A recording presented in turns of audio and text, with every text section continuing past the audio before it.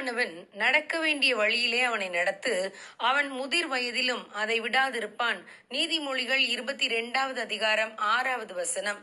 Miami dolphins என்ற அமெரிக்க கால்பந்து அணியின் பயிற்றுனர் டான் ஷுலா என்பவர் ஒருமுறை ரிப்போர்ட்டர் ஒருவரிடம் விளையாட்டு வீரர்கள் பயிற்சி நேரத்தில் செய்யும் தவறுகளையும் அதை உடனுக்குடன் சரி செய்வதன் அவசியத்தையும் பற்றி பேசிக் கொண்டிருந்தார்.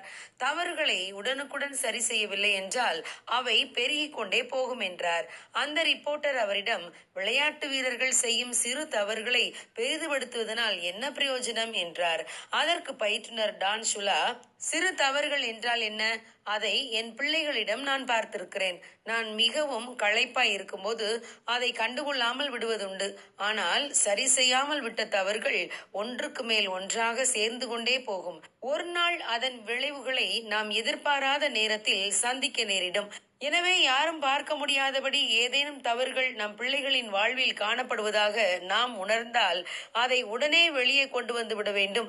அந்த இடத்திலேயே அந்த பிரச்சனையை எதிர்கொண்டு அதை சரி செய்து விட வேண்டும் என்று கூறினார். ஆம் பிரியமானவர்களே, நம்முடைய வாழ்விலும் நம் குடும்பத்திலும் நாம் தவறுகளை சரி செய்யாமல் விட்டால் அது மிகப்பெரிய அவமானத்தையும் நஷ்டத்தையும் ஏற்படுத்திவிடும்.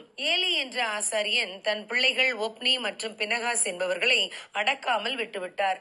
அவர் மிகுந்த கிழவனான போது அவர்களிடம் அவர்கள் தவறுகளை எடுத்து கூறி, என் குமாரரே, வேண்டாம், நான் கேள்விப்படுகிற இந்த செய்தி நல்லதல்ல என்றார். ஆனால் அவர்களோ தங்கள் தகப்பன் சொல்லை கேட்கவில்லை. இஸ்ரவேலர் தேவனுக்கு பலி செலுத்தும்படி வரும்போது பிரதானமானவைகள் எல்லாம் ஏலியின் பிள்ளைகள் பலவந்தமாக எடுத்துக்கொள்வார்கள். இதனால் இஸ்ரவேலர் கர்த்தரின் காணிக்கைகளை வெறுப்பாக எண்ணினார்கள். அந்த வாலிபரின் பாவம் கர்த்தருடைய சந்நிதியில் பெரிதாய் இருந்தது. ஏலி தன்னுடைய குமாரர் தங்கள் மேல் சாபத்தை வர பண்ணுகிறதை அறிந்திருந்தும் அவர்களை அடக்காமல் போனதால் அவர்கள் இருவரும் கர்த்தருடைய சாபத்துக்கு ஏதுவானார்கள். ஆம் பிரியமானவர்களே, தவறுகள் சிறிய அளவில் வெளிப்படும் போதே அதை சரி செய்து விட்டால் நல்லது. இல்லாவிட்டால் மிகப்பெரிய நஷ்டத்தையும் அவமானத்தையும் நாம் சந்திக்க நேரிடும். எனவே ஜெபத்தோடும் ஞானத்தோடும் நம் பிள்ளைகள் வாழ்வில் காணப்படும் சிறு தவறுகளை உடனடியாக திருத்திக் கொள்ள நாம் அவர்களுக்கு உதவி செய்வோம். நம் பிள்ளைகளும் கர்த்தருக்கு பிரியமானதை செய்ய பழகட்டும். God bless you. Have a good day.